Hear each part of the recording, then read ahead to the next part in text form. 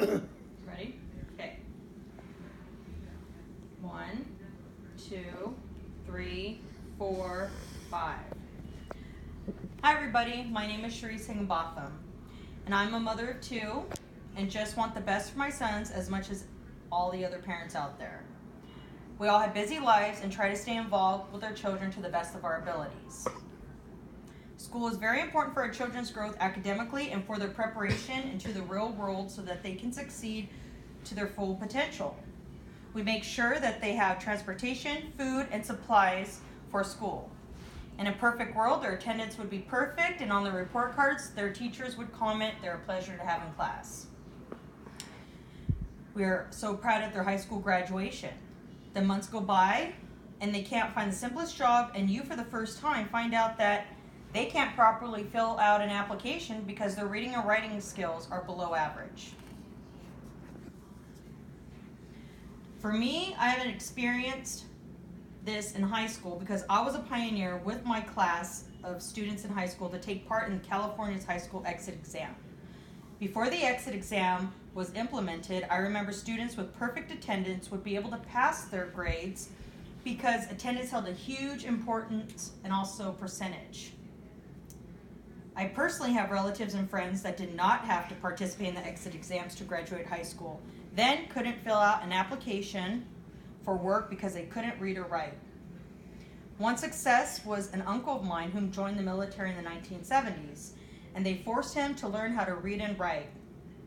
My uncle is a very successful man to this day because of his forced upon knowledge. So what had happened in 2006 to prevent kids from graduating that shouldn't have, to help prepare them, the California State implemented the California High School Exit Exam, also known as the CASI. According to the California Department of Education, in 2003, the State Board of Education was implementing high school students only graduate if they could pass the reading, writing, and math standards. So, the CASI should be a priority and not discontinued. Our children are the future, and we need to make sure they are all given equal opportunities to reach their full potential. So tonight, I would like to discuss with you all how the CASI was implemented, how the California State tried to help prepare students and their parents for the CASI, and also how the CASI exam is being discontinued and being adopted by the Common Core standards. So the CASI was implemented to make sure that high school graduates were prepared for college and or adult jobs. They had to learn English, language arts, and mathematics, and they had to reach a certain score and or percentage in order to pass and graduate high school.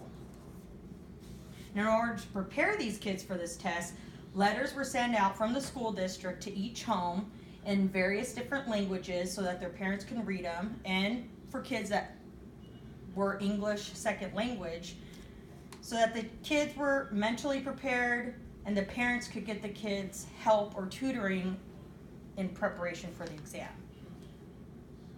Also, for the CASI exam, accommodations and modifications were made for the students with disabilities according to their individualized education program. Students that were English second language, also known as ESL, like I spoke about, took their test in a separate room and were allotted more time. Also, they were allowed to ask any questions ahead of time for clarification in their primary language. California is one of the most diverse states in America. Miscommunication and misunderstanding leads to many children to fail in our school system. So they have now discontinued it because they felt like it did not help and too many students were not graduating. So they have adopted the new high school standard, a Common Core, which is nationwide. But my question is, those who didn't pass the CASI test, how are they going to pass the Common Core standard? The Common Core standard holds schools more accountable, but class sizes aren't changing. The Common Core standards are also more expensive than the CASI test, and they're also straight across the book They don't accommodate any state differently, which we need to revise and look into how we can help out the diverse culture that we have in our state. So my biggest concern with kids not being able to graduate, probably the statistics and numbers might be even higher, if they can't prove themselves ready for the real world, then how come we're going to change and reinvent the wheel?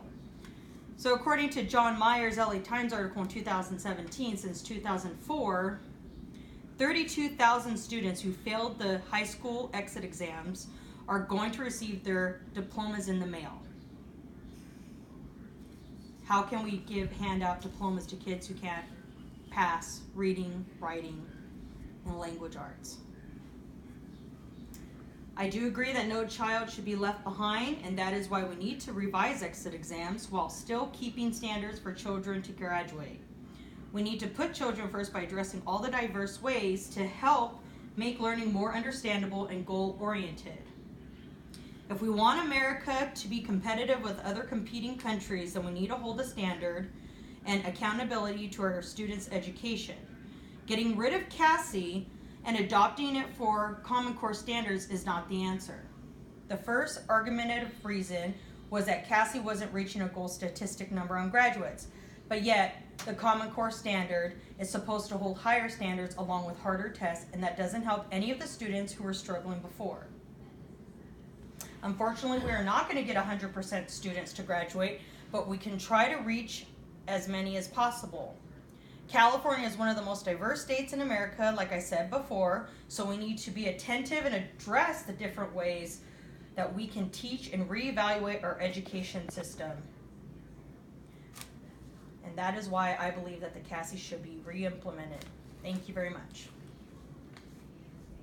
Okay. And here we go again.